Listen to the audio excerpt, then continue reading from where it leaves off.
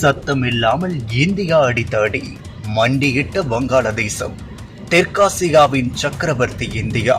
வங்காளதேசத்தின் தற்போதைய அரசியல் சூழலை உற்று நோக்கினால் அங்குள்ள அரசியல் தலைவர்கள் இந்தியாவின் வலிமையை உணர்ந்து மெல்ல மெல்ல பணிந்து வருவதை தெளிவாக காண முடிகிறது.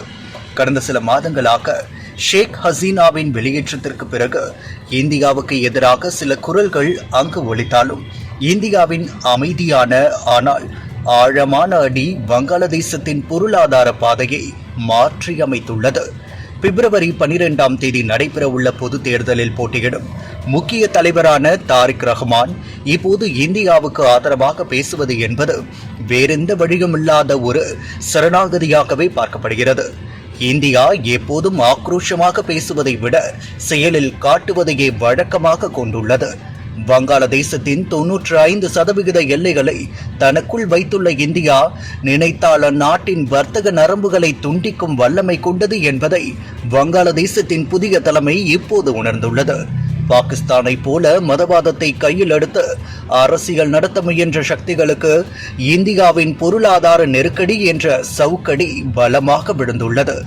இந்தியாவின் மின்சாரம் நிறுத்தப்பட்டாலோ அல்லது ஜவுளி தொழில்களுக்கான மூலப்பொருட்கள் தடுக்கப்பட்டாலோ வங்காளதேசம் அடுத்த சில வாரங்களில் இருளில் மூழ்கிவிடும் என்பதே கசப்பான உண்மை.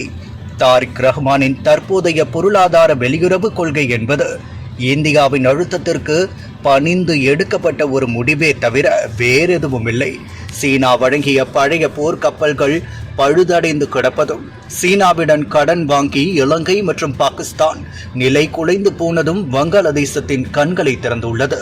சீனாவை நம்பினால் நாடு அடகு வைக்கப்படும் என்பதையும், இந்தியாவை பகைத்து கொண்டால் சோற்றுக்கே வழி இருக்காது என்பதையும் தாரிக் ரஹ்மான் தனது பேச்சின் மூலம் ஒப்புக்கொண்டுள்ளார். வங்காளதேசம் முதலில் என்ற அவரது கோஷம் உண்மையில் இந்தியாவின் நடப்பின்றி வங்காளதேசம் இல்லை என்ற தத்துவத்தின் மறுவடிவமே ஆகும். இந்தியா தனது எல்லை பாதுகாப்பிலும் அண்டை நாடுகளின் செயல்பாடுகளிலும் காட்டும் உறுதி வங்காளதேசத்திற்கு ஒரு பெரிய எச்சரிக்கையை விடுத்துள்ளது. வங்காளதேச மண்ணில் இருந்து கொண்டு இந்தியாவுக்கு எதிராக சதி செய்ய நினைக்கும் அமைப்புகளுக்கு இனி அங்கு இடமில்லை என்பதை தாரிக் ரஹ்மான் சூசகமாக உறுதிப்படுத்தியுள்ளார். இந்தியாவின் மும்பை மற்றும் கொல்கத்தா துறைமுகங்களின் தயவின்றி உலக நாடுகளுடன் வர்த்தகம் செய்வது வங்காளதேசத்திற்கு சாத்தியமற்றது.